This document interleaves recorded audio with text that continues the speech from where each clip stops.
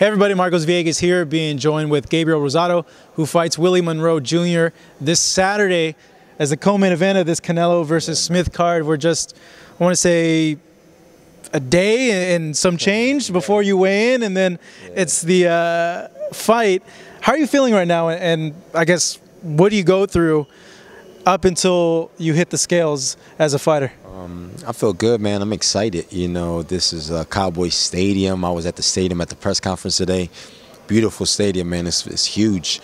And, you know, I saw that belt and I said, man, I'm taking that belt home with me. You know, I won that title at the junior middleweight division, so, and I won it against the Southpaw, so I want history to repeat itself, man. So I'm going to get the job done on Saturday. How many nerves go through now up until fight night, or is it kind of a thing where you don't really think about it, you kind of keep it out? You know, it's just a bit anxious. You know, you're just excited. You know, it's a big event. You know, you're definitely going to get excited. You know, I wouldn't call it nerves necessarily. It's just more anxious, excited, just looking at the ring being put together, and just looking at all the empty seats and going like, man, on Saturday it's going to be packed, 50,000 or more. You know, so it's just a blessing to be a part of it. Do you ever go into an arena when you're walking in, and then do you kind of stop and go, oh shit, there's a lot of people here? Oh no, I just enjoy it. I enjoy it, man. I love it. You know, the crowd screaming and things like that. I enjoy it. But this might be something different. There'll be a lot of people there. Yeah. Well, you know, I fought in the Garden. I fought in the Barclays Center. You know, MGM, Mandalay Bay, and you know, when a place is packed with 20,000 people, you know, it sounds pretty loud. You know. This is definitely probably that times two. So, you know, but I'm one of those people, man, that I savor it. You know, like I enjoy it. You know, some guys it'll probably make them crumble, and it's like, whoa. And for me, you know, I enjoy it. How's this weight cut? Because I know with some fighters, it's a progression during the week. They cut food, they cut water, and they lose weight in their sleep. Some others, they lose all their weight the day before. How is it for you? Do you fall into either one of those? It varies on different camps. It varies because for this fight, being that it's so big, you kind of it's a weird, man. But you kind of my last fight was Antonio Gutierrez, and it was on the undercard. You know, to get me kind of flowing back again. Vargas, yeah, just a little. And the thing is, you know, a fight of that magnitude, it really ain't that big of that big as far as, you know, compared to this. You know, you probably struggle a bit to make the weight because you're probably not as motivated. You know, but when it's a fight of this magnitude, it's something you dream for and you work hard for. You get the job done in camp, and it's a lot easier to make the weight because you're more dedicated, you're more disciplined. At least for me. Yeah. So, you know, I'm on the weight already. You know, I woke up this morning, ate breakfast. You know, had something to drink. You know, had a small meal for lunch. So I'm not really drying out all the way. You know, I'm just maintaining. You know, I'm really not doing much to drop the weight. Just basic stuff. You know, running and shadow boxing, which is great because then, you know, it keeps you in a better mood. You know, when you're starving yourself and you're really struggling to make weight, you know, that kind of like puts your mood down, and it could take away from your energy the day of the fight. I never mentioned his name or called him out. You know, it was something that he had said where he had a comment was made by a fan who said a fight between you and Rosado would be a great fight, and then he replied with, "What do I get out of being Rosado?" And I'm like, what? Like, you know, he downplayed me. And I'm like, dude, but no one knows you.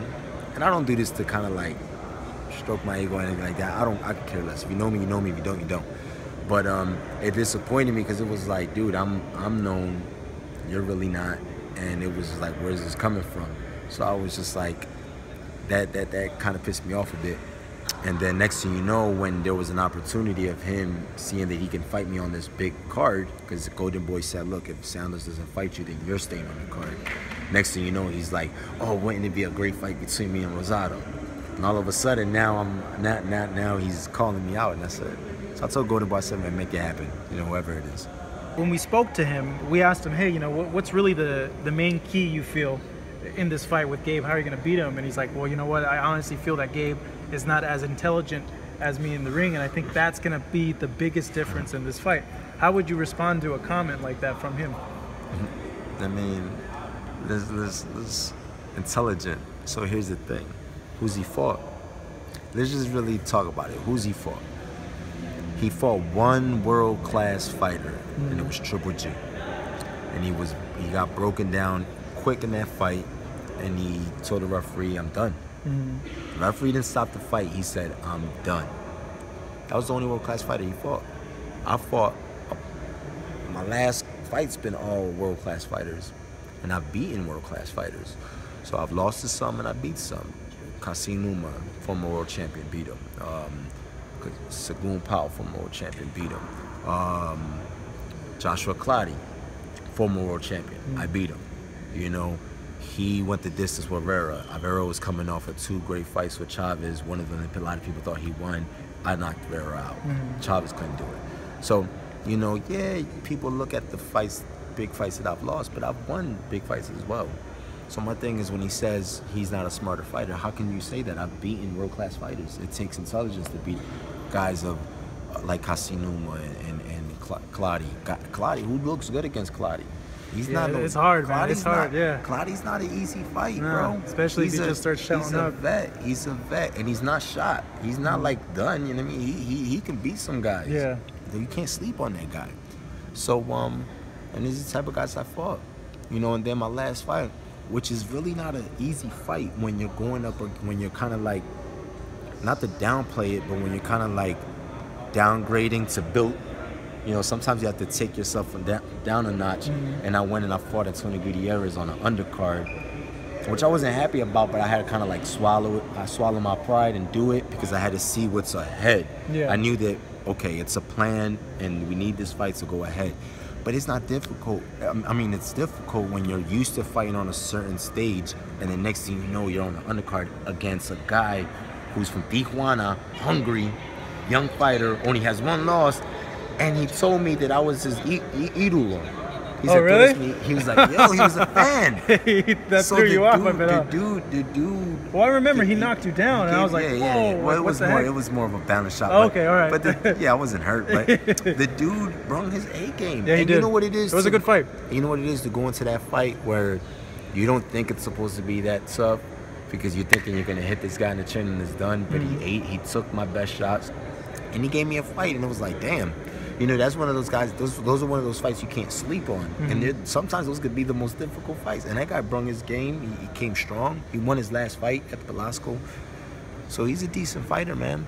So, it takes grit, and it takes like a lot to be fighting at a certain level. And then all of a sudden you have to kind of like bring yourself down and humble yourself and say, all right, I get it. I got to do this fight. And then put myself in this position. So I'm excited. I'm happy. And I'm just ready to win this fight. With that being said, and what you said about him saying those comments, how do you see the fight going? And do you feel he's going to be super defensive in a way where like he's going to try to tie you up all the time? Absolutely. He's going to be super defensive. His last fight, the second half of the fight, he averaged 21 punches. That's a low volume of punches, So that's a guy that just wants to counter and things like that, and really avoids exchange. So my job is I have to press him, I have to set the tone, I have to speed up the pace of the fight and make it my style of fight, my tempo, my tone. I could do that. I mean, I did it my last fight. I think my last fight I was averaging like 60 punches or more around. And the other guy was probably averaging 100. So I was doing a lot of slipping and shooting and things like that. But, I can keep that pace. I can keep that pace.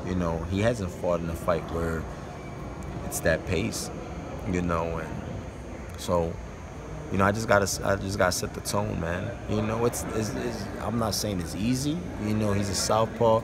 the worst thing to do, I mean, one of the difficult things to do is to fight a guy that fights scary and is so, you know, just moving around because he doesn't want to get hit and he wants to avoid the exchange. You know what I'm saying? But he's not Floyd Mayweather. You know what I mean? So You're one of the front runners to get Canelo if you win this fight. Give me your thoughts on that. oh yeah, it'd be great. It'd be great, you know. So that's another reason. That's something else that motivates me to get this win because it's a big fight. It's a fight that me and Golden Boy have been talking about for a while. So you know, and it makes sense. We're both signed to the same company, you know. And then I have a big following with Mexican fans, but you know, I'm Puerto Rican, so you know, you got the Mexico and the Puerto Rico rivalry is fresh, you know, new blood, right?